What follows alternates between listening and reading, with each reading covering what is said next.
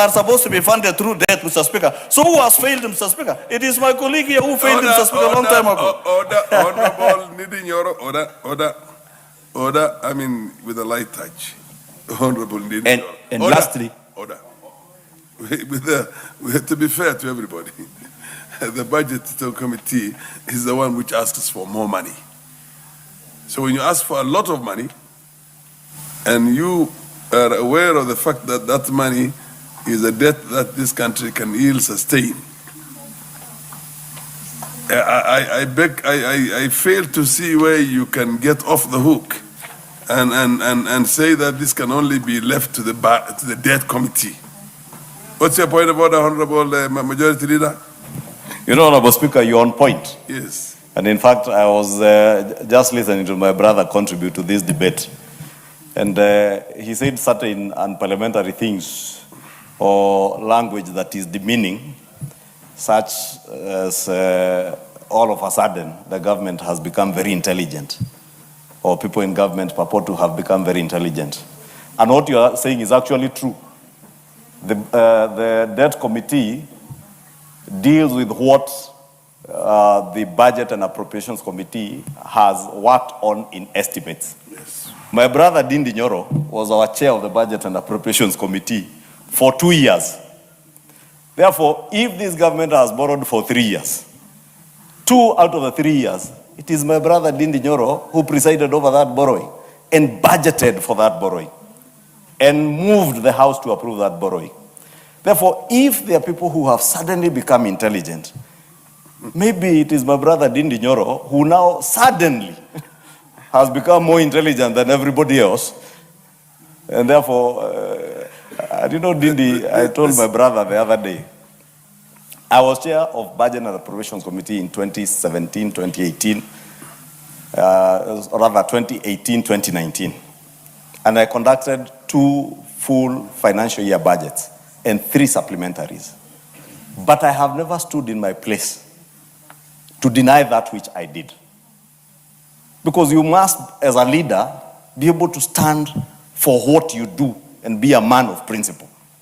Therefore, Ndindi Nyoro, unless you are telling us, as member for Kiharu, that the 2 budget or 3 budget cycles that presided over, you presided over either because you are not intelligent then and you have suddenly become intelligent, or you presided over illegalities, knowing there were illegalities.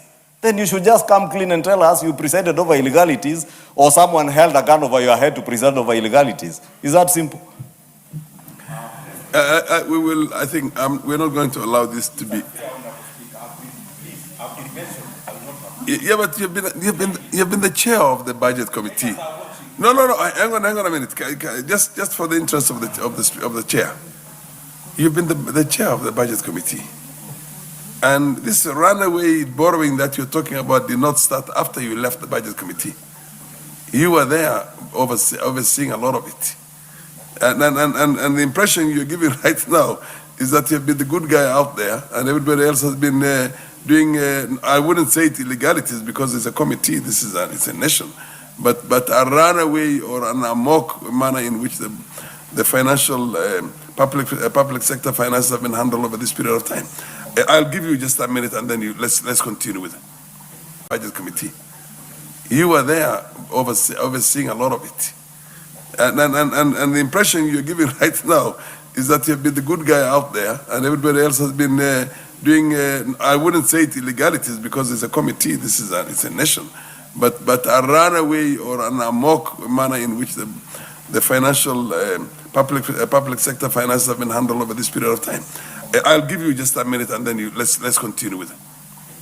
It's very good we are engaging, Honorable Speaker, on this matter. When I served Kenya as the chairman of budget, there was no single illegal borrowing. The illegal borrowing called securitization started in the year 2025, and that is on record. Secondly, out of the point of orders, I have heard the former chair, Honorable Kimani Ichunqwa. It actually confirms the same thing, that even the majority leader in the House is not aware that there is a House committee here that deals with debt. And the more the reason, Honorable Speaker, that they should be more creative, and even the Finance Committee, Because there is a reason why even now, the budget... Hang on a minute, this is interesting. Honorable, what's the point of order, the majority leader? You know, Honorable Speaker, as I said, my brother pretends to play around with words to look intelligent. But I don't want to say he's not intelligent. But, Honorable Speaker, you had just guided him. That besides whether or not he was a former chair of the Budget and Appropriations Committee, what is borrowed is what is not being financed from our revenues. And it is being borrowed to finance our expenditure estimates. The Budget and Appropriations Committee is the one that takes us through the budget estimates that we just approved here last week on Thursday in committee. And my brother Ndindi Nyoro was here, and he knows it.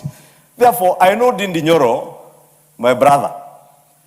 I know you want to look for an opportunity to do clips, TikTok clips, and Instagram, to people out there who do not know what we know in this house. And that is why, Honorable Speaker, as you had guided my brother, he should not use the floor of this house to mislead the public out there because he knows the truth. He has just said another untruth, that there was no securitization before when he was chair of Budget and Appropriations Committee. He knows that is not true. But he knows Kenyans out there do not have the facts in their hands. And therefore you must be challenged on your untruths, because saying lies is unparliamentary. But what is untrue is untrue. Honorable Ndindi Nyoro, let us be honest with Kenyans. Let us be faithful to the truth. Let us be loyal also to the professions. Honorable Ndindi Nyoro purports to be an economist or a student of economics. I am a student of economics. And as much as we work from assumptions in economics, I'm also an accountant where we worked with facts and figures. That is why I stand on facts and figures. And the truth that never changes, Honorable Speaker. Honorable Ndindi Nyoro, while you're on your feet, what was the total debt in the year 2022? The total debt in the year 2022 was 8.7 trillion Kenya shillings. And the total debt 2023? I know the current. You may give me time to check. But I can tell you the scope. Order. Can you, this is also a house of facts. Give us what was order. What was the total debt in the year 2022? Just a moment. 2023, 2024, 2025, and then you tell us when it started running crazy. Honorable Speaker, I want to repeat and speak loudly. There was no single issue of illegal debt of the book loan prior to last year mid. It's called securitization. There was no single one when I served Kenya as the chairman of budget. Secondly, my brother Kimani Ichunqwa, it is also good for you to be truthful to yourself. The reason why we debate... The chair is the one which is seeking clarification for the benefits of the wider house and the nation out there. I want somebody to tell me what was the total debt 2023, 22, 23, 24, 25? And then you show me where things started going nuts. Yes, go ahead, Honorable. You might be able to shed lights on that. Honorable Speaker, as I said, my brother from Kiharu thinks, you can fool some people sometimes, but you cannot fool all the people all the time. And I had to come back from my office because I listened to a lot of untruths. You are asking a specific question. Yes. My brother is avoiding answering the specific question because he knows for the 2 years he was the chair of the Budget and Appropriations Committee, we were still borrowing. Number two, Honorable Speaker, in trying to fool people, he's now talking about securitization. I would challenge the Honorable Ndindi Nyoro to show us in this Public Debt Committee's report where the issue of securitization is in their report. Because the issues, when I listened to the mover, the Honorable Adan move, and the second, the member for Baringo North, they were speaking about the fiscal deficit that is as a consequence of what we have already budgeted for as a house, including projects in Kikuyu constituency, in Kiharu constituency and in all our constituencies in the country, Honorable Speaker, including the teachers that we are paying for the 100,000 teachers we have recruited. And not to mention the school capitation that the member for Kiharu was trying to incite the public out there again on. That school capitation money has been provided for here. And he knows the revenue estimates as they are. And he has been there, Honorable Speaker. Therefore, let him answer you, Honorable Speaker, the specific question. Honorable Ndindi Nyoro, order. Can you take a seat? Order. The total public debt as of June the year 2024 was 10.56 trillion. The year? 2024 June. If my memory serves me, you were then the chair of the budget committee. And then we will have the other one. You know, you can find out exactly what was the total debt again in the year 2025, the same time. But you can see there's already well over 2.something trillion from 2022 to 2024. So the borrowing even then was in excess of 1 trillion per year, as you put it right now. When you're still there as a chair of the I'm doing this purely for purposes of getting facts out for the benefit of Kenyans and the wider plenary. Okay. Let me give an opportunity to the Honorable MP for Funyula. Order, relax, you'll have your moment. The MP for Funyula, you want to rise on yours. Because this should not only look like a debate between the majority leader and Ndindi Nyoro and the chair seeking facts. Let's hear what he has to say. Then you will also have your moment to take a bite of that. Yes. Honorable Speaker, allow me to make this, and I hope I might not lose my slot to contribute. I was the next. So you have asked for information, which you can Google anytime, anywhere. Yes. And if you allow me, Honorable Speaker, at the end of June 2023, the public debt in Kenya stood at 10.27 trillion. That is in June 2023. I just changed here by, anybody who has got a phone can tell you 2024.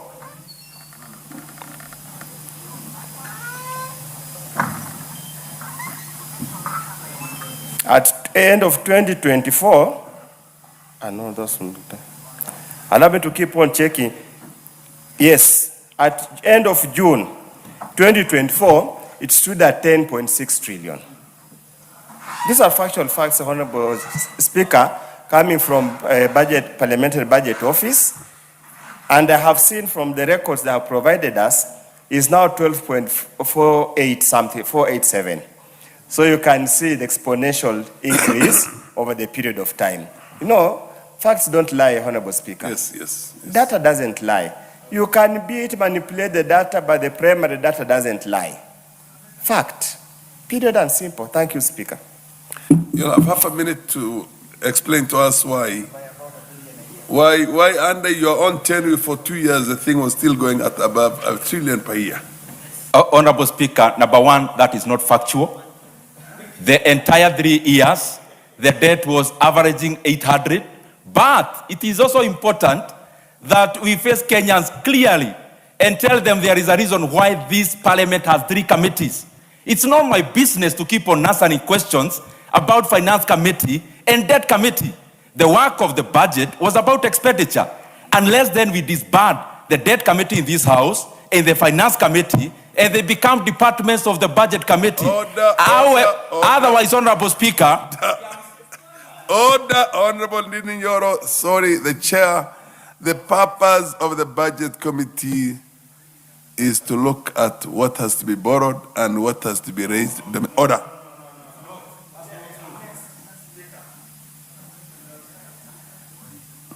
Yes, now you contribute. I think let's stop this there.